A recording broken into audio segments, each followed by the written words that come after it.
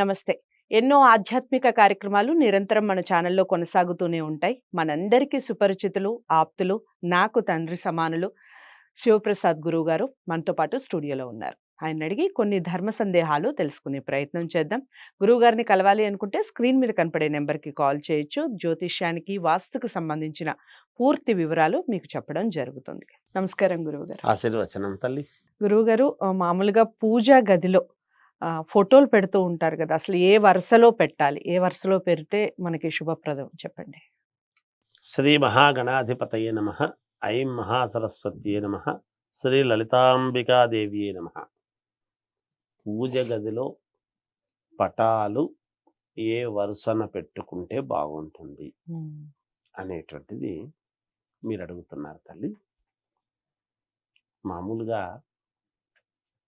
ఒక్కొక్కరికి ఇంటి దేవుడు అనేటువంటిది ఉంటారు. ఏది ఏమైనా కులదైవం అనేటువంటిది ఎప్పుడూ కూడా మర్చిపోరాదు. అంతేకాకుండా కులదైవము ఫోటో అనేటువంటిది ముందు మధ్యలో ఉండాలి, మనకు ఎదురుగా ప్రామాణికం. సహజంగా దేవతా మందిరం అనేటువంటిది ప్రతి వాళ్ళ ఇళ్లలోనూ పూజా మందిరం అనేటువంటిది ఉంటుంది. ఒకవేళ మందిరము సౌకర్యము లేదు అని అనుకునేటువంటి వాళ్లకు ఏదో ఒక చెక్క అలాంటిది పెట్టుకొని దాని మీద మామూలుగా ఏదో పెట్టుకుని కాస్త దీపారాధన అవి చేసుకునేటువంటి తత్వం ఉంటుంది. చాలా మంది ఏం చేస్తారంటే గణపతి, లక్ష్మీదేవి రెండు పెట్టుకుంటే చాలులే, ఏముందిలే అని అనుకుని పెట్టుకొని చేసుకుంటూ ఉంటారు. ఎప్పుడైనా సరే కులదైవము ఫోటో ఇంట్లో ఉండకుండా ఉండరాదు అనేటువంటిది ముందు ప్రామాణికం. ఒకటి. సరే, రెండవది మామూలుగా మీరేమడిగారు ప్రశ్నలో అంటే ఏ వరుస క్రమములో ఉంటే బాగుంటుంది, మేలు జరుగుతుంది అందరికీ అనేటువంటిది మీరు అడిగిన ప్రశ్న. ఇక్కడ నేనేం చెప్పాను, కులదైవము అనేటువంటిది ఎప్పుడైతే మధ్యలో ఉందో సహజంగా చాలా మంది ఏం చేస్తుంటారంటే మామూలుగా మొట్టమొదట మనము ప్రార్థించేది ఏ పూజ జరిగినా గణపతిని కదా ఆరాధిస్తాం. ఎందుకు? ఎటువంటి విఘ్నాలు లేకుండా నిర్విఘ్నముగా సాగాలి అనేటువంటి ప్రామాణికతో మనం ఏ పూజ చేసినా గణపతిని ఆరాధిస్తాం. పూజలలో ఆరాధిస్తున్నాము కాబట్టి గణపతి ముందు ఉండాలి అనేటువంటి భావనతో ముందు ఈశాన్యము వైపు గణపతిని పెట్టి తర్వాత ఇటువైపు పెట్టుకుంటూ ఉంటారు. అలా గణపతిని ఈశాన్యము వైపు పెట్టకూడదు. ఎందుకు ఆ మాట అంటున్నానంటే, మరి గణపతి కదా గురువు గారు, మరి ఈశాన్యం వైపు మొట్టమొదట ఉండాలి కదా అను. గణపతి ఎప్పుడూ కూడా బరువు. అందుకనే మనం 11 రోజులో వినాయక చవితి వస్తే 9 రోజులో పెట్టుకొని ఆయన్ను మళ్ళీ నిమజ్జనము అనేటువంటి పేరుతో దాన్ని చేయడం జరుగుతుంది. కానీ ఎక్కువ శాతం అట్లాగే పెట్టుకోవడం అనేటువంటిది చాలా బరువైన సమస్య. అందుకని గణపతిని ఎప్పుడూ కూడా ఇటువైపుకు పెట్టుకోవడం మంచిది, దక్షిణం వైపు పెట్టుకుంటే మంచిది గణపతిని.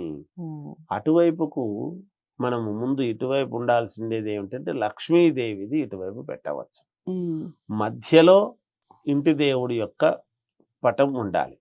ఇవి 3 పటాలు కూడా చాలా ప్రాధాన్యత. ఎవరికి ఉదయం లేస్తే ధనమే కదా కావాల్సింది, లక్ష్మీదేవి యొక్క అనుగ్రహము అవసరం. ఉదయం లేస్తే ఆ అనుగ్రహము కలగడానికి గణపతిని మనం ఆరాధిస్తాం. ముందు ఆ గణపతిని ఆరాధించి అనుకుంటాము మనం. అందుకనే చాలా మంది ఏం చెబుతూ ఉంటారు, మంగళవారము గణపతికి చాలా ప్రాధాన్యత. మంగళవారం నాడు గణపతిని ఆరాధిస్తే మనకు కావాల్సినటువంటి పనులన్నీ కూడా నెరవేరుతాయి, ఇబ్బంది ఉండదు అంటున్నాము. మంగళవారం గణపతికి ప్రాధాన్యత ఎట్లా వచ్చింది? మంగళకరుడైనటువంటి కుజుడు ఎటువైపు ఉంటాడు? దక్షిణం వైపు కదా ఉంటాడు. కాబట్టి దక్షిణము వైపుకు గణపతిని పెట్టుకొని ఉమ్, ఆగ్నేయం వైపు అనుకోండి. అంటే మనం దేవుడికో ఈశాన్యపు గదిలో పెట్టుకుంటాము, లేదా పైన పెట్టుకుంటాము. ఉమ్, చిన్న చిన్నవే ఇవి రెండు, లక్ష్మీదేవిది గణపతికి సంబంధించినటువంటి ఫోటోలు ఒకే సైజులో ఉండినా ఉమ్, కొంచెము పెద్దది ఇంటి దేవుడిది.